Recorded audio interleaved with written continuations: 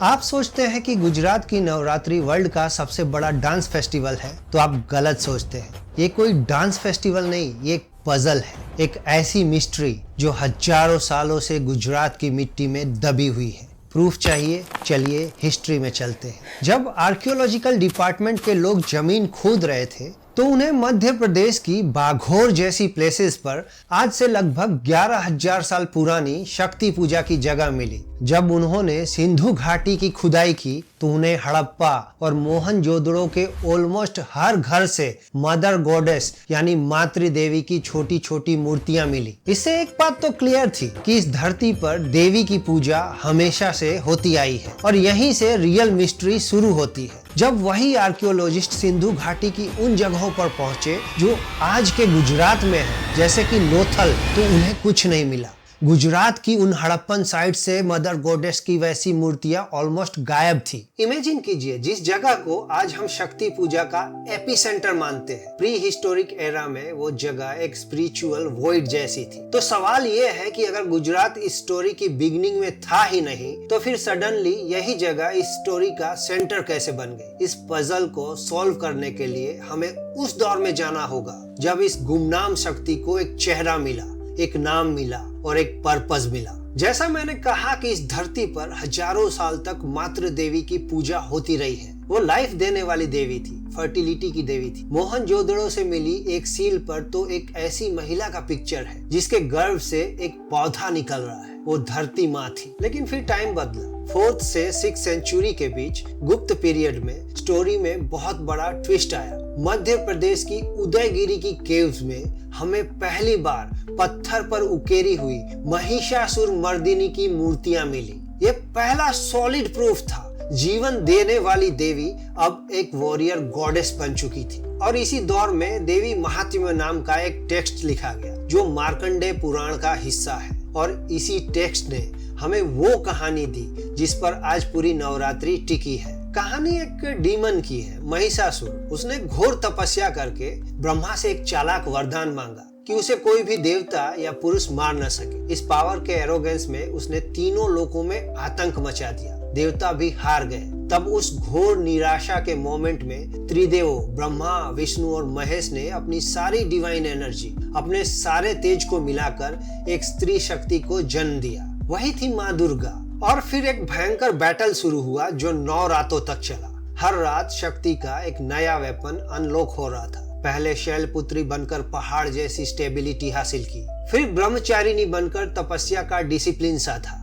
तीसरी रात चंद्र घंटा के रूप में युद्ध का अनाउंसमेंट हुआ। इसके बाद शक्ति के कई रूप दिखे। कुष्मांडा की क्रिएटिव एनर्जी, स्कंद माता का प्रोटेक्टिव कवच और कात्यायनी का तेज प्रहार। 7वीं रात वो अपने सबसे भयानक फॉर्म में आई।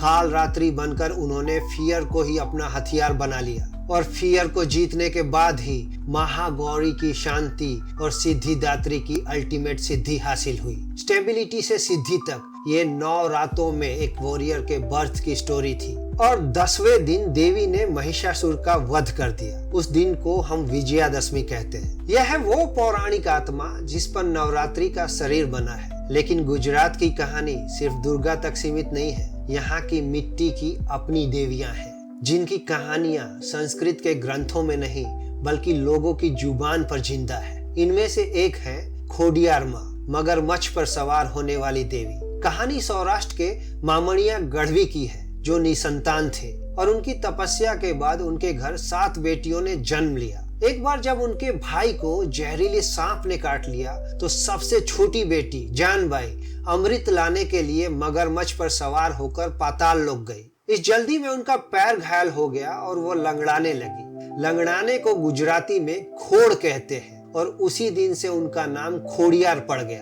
ये कहानी सिर्फ एक चमत्कार की नहीं है बल्कि सामाजिक कलंक के खिलाफ एक दिव्य विद्रोह है जो उन्हें सम्मान देती है जिन्हें समाज कमजोर समझता है। और फिर है बहुचरा माता, किन्नर समुदाय की संरक्षक देवी। कहानी एक चारण कन्या बहुचरा की है जिस पर बापिया नाम के एक डाकू ने हमला किया।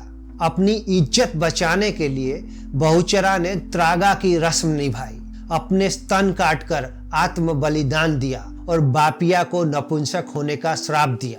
बापिया को श्राप से मुक्ति तभी मिली जब उसने एक महिला की तरह कपड़े पहनकर देवी की पूजा की। उसी दिन से बहुचरा माता उन लोगों की देवी बन गई जो न तो पुरुष है न ही महिला।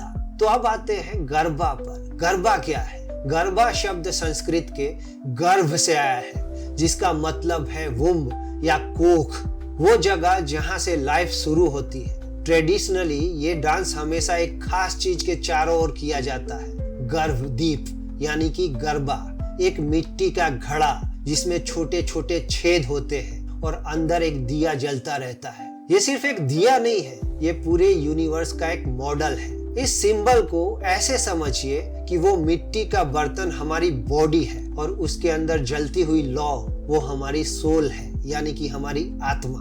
ये इस बात का प्रतीक है कि हम सबके अंदर एक ही डिवाइन शक्ति का वास है। और जब हजारों लोग गरबा के चारों ओर एक सर्कल में घूमते हैं तो वो सिर्फ नाच नहीं रहे होते, वो हिंदू फिलॉसफी की सबसे गहरे सिद्धांत काल यानी टाइम के चक्र का हिस्सा बन जाते हैं। हमारे लिए टाइम सीधा चलता है, कल, आज और कल, लेकिन हिंदू कॉस्मोलॉजी में समय साइकिलिकल है, एक चक्र की तरह। जन्म, जीवन, मृत्यु और फिर पुनर्जन्म, ये साइकिल लगातार घूमती रहती है। डांस करने वाले लोग उस घूमते हुए बदलते हुए यूनिवर्स का प्रतीक है और उस चक्र के सेंटर में वो स्थिर जलता हुआ दिया उस इटर्नल कभी न बदलने वाली डिवाइन शक्ति का प्रतीक है। आपको पुराण पढ़ने की जरूरत ही नहीं है। जब आप उस सर्कल में कदम रखते हैं तो आप उस फिलॉसफी को जीते हैं। और जैसे ही आपके हाथों में डांडिया आता है, ये भक्ति का डांस एक युद्ध डांस बन जाता है। वो रंगीन छड़ियां